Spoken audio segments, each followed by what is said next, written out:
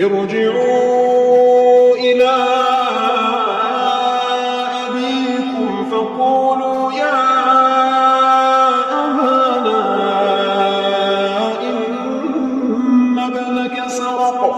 وما شهدنا إلا بما علمنا وما كنا للغيب حافظين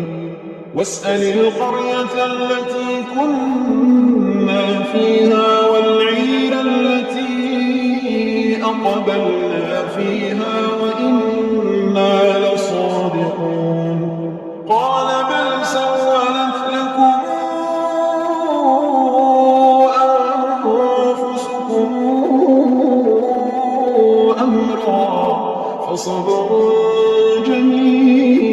جميل عسى الله أن يأتيني بهم جميعا إنه هو العليم الحكيم وتولى عنهم وقال